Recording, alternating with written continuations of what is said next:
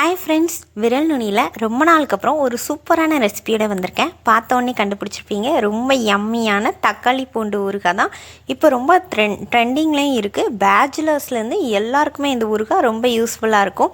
எப்படி பண்ணலான்னு பார்க்கலாம் வாங்க, வீடியோக்குள்ளே போகலாம். கிலோ பூண்டை நல்ல தொலி சீவி உரித்து தனியாக எடுத்து வச்சுக்கணும். நீள நீளமாக கட் பண்ணி எடுத்துக்கோங்க. அதே மாதிரி 2 கிலோ தக்காளி நல்லா வாஷ் பண்ணிவிட்டு அந்த காம்பு பகுதியை மட்டும் வெட் பண்ணிவிட்டு பொடியாக கட் பண்ணி எடுத்துக்கணும். கழுவின பிறகு நல்லா காயணும். ஒரு சொட்டு கூட ஈரம் இருக்கக்கூடாது. அப்போ தான் ஊறுகாய் ரொம்ப நாள் இருக்கும். நல்ல காஞ்ச பெரிய கடாயை எடுத்துக்கோங்க. 100 ml நல்லெண்ணெய் தேவைப்படும்.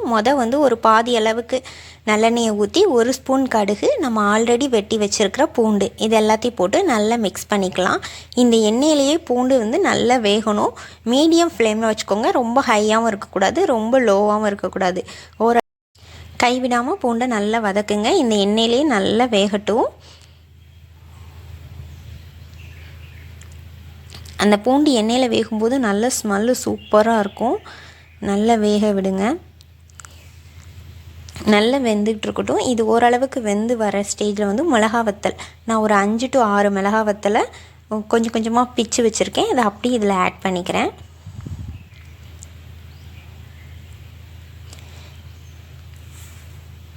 பூண்டு நல்லா வெந்துருச்சு. இப்போ மிளகா வத்தல் ஆட் பண்ணிக்கலாம். அதுக்கப்புறம் 1 ஸ்பூன் அளவுக்கு காயப்பொடி. கட்டி காயம்னா அதையும் கொஞ்சம் ஓரளவுக்கு 1-2 நச்சுட்டு இதில் போட்டுக்கலாம். போட்டு நல்லா மிக்ஸ் பண்ணிக்கோங்க. அதுக்கப்புறம் நம்ம ஆல்ரெடி நறுக்கி வச்சுருக்கிற தக்காளி பழம் ஆட் பண்ணிக்கலாம். தக்காளி பழத்தை கழுவி நல்லா காய வச்சிடணும். அப்போ தான் இந்த பூண்டு தக்காளி ஊறுகாய் ரொம்ப நாள் இருக்கும். வெளியிலேயே வச்சுருக்கலாம். அடுத்து புளியில் உள்ள அந்த நாரை நீக்கிட்டு ஒரு எலுமிச்சம்பழம் அளவுக்கு புளி எடுத்து இதில் ஆட் பண்ணிக்கலாம். அதுக்கப்புறம் உப்பு. புளியை கரைச்சி ஆட் பண்ணக்கூடாது. நம்ம கரைச்சோன்னா தண்ணி ஆட் பண்ண வேண்டியது இருக்கும். தண்ணி இந்த ஊறுகாயில் ஆட் பண்ணிட்டோம்னாலே ஊறுகாய் சீக்கிரமாக வம்பா போயிடும். இதை நம்ம ரொம்ப நாள் வச்சுருக்கிறதுனால தண்ணி கொஞ்சம் கூட ஆட் பண்ணக்கூடாது. தக்காளிலையும் நல்லா கழுவி காய வச்ச பிறகு தான் இந்த தக்காளியை நம்ம நறுக்கி எடுத்துக்கணும். 1 ஸ்பூன் அளவுக்கு மஞ்சள் பொடி, ஒரு 5 ஸ்பூன் டேபிள் ஸ்பூன் அளவுக்கு மிளகாத்தல் பொடி ஆட் பண்ணிக்கலாம். இதெல்லாம் ஆட் பண்ணி நல்லா மிக்ஸ் பண்ணி தக்காளியை நல்லா வேக விட்டுறணும். நம்ம ஆல்ரெடி பூண்டு எண்ணெயிலே நல்லா வெந்துடும். இந்த தக்காளி மட்டும் நல்லா மசிஞ்சு வரணும். அது வரை நம்ம வெயிட் பண்ணணும். தக்காளி நல்லா வெந்து நல்லா மசிஞ்சு வரணும். அது வரை வெயிட் பண்ணணும். நல்லா மிக்ஸ் பண்ணிகிட்டே இருங்க. தண்ணி விட தேவையே இல்லை. அது கூடையில் ஒரு 2 ஸ்பூன் அளவுக்கு கடுகு, 2 ஸ்பூன் அளவுக்கு வெந்தயம் பொன்னிறமாக வதக்கி நல்லா பவுட்ரு பண்ணி எடுத்து வச்சுக்கலாம். ஓரளவுக்கு தக்காளி வந்துருச்சு. இந்த ஸ்டேஜில் நம்ம மீதி எடுக்கிற எண்ணெயும் இதில் ஆட் பண்ணிக்கலாம். முழுக்க நல்லெண்ணெய் தான் ஆட் பண்ணேன். அப்போ தான் நல்ல வாசமாக இருக்கும் இந்த ஊறுகாய். இந்த ஊறுகாய் சப்பாத்தி, பூரி, தோசை, இட்லி, சுட சுட சாதம், தயிர் சாதம் எல்லாத்துக்குமே அல்டிமேட்டாக இருக்கும்.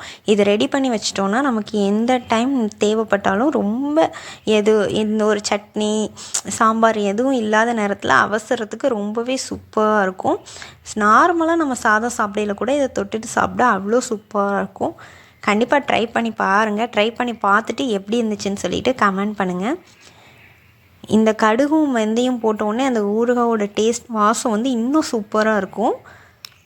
இப்போ ஓரளவுக்கு எல்லாத்தையும் நல்லா மிக்ஸ் பண்ணியாச்சு. இப்போ ஓரளவுக்கு வற்றணும். அந்த எண்ணெய் பிரிஞ்சு வரணும். நம்ம ஊற்றின எண்ணெய் எல்லாம் நல்லா பிரிஞ்சு மேலே மிதக்கிற வரைக்கும் நம்ம மூடி வச்சு அந்த கொதி வந்துகிட்டே இருக்கணும். அந்த அளவுக்கு தீயை வச்சு மூடி வச்சிடலாம். ஹீட் கொடுத்துட்டே இருக்கணும். ரொம்ப லோ ஹீட்லேயும் வேக விடக்கூடாது. அப்போ தான் நல்லா வெந்து கரெக்டான பதத்துக்கு வரும்.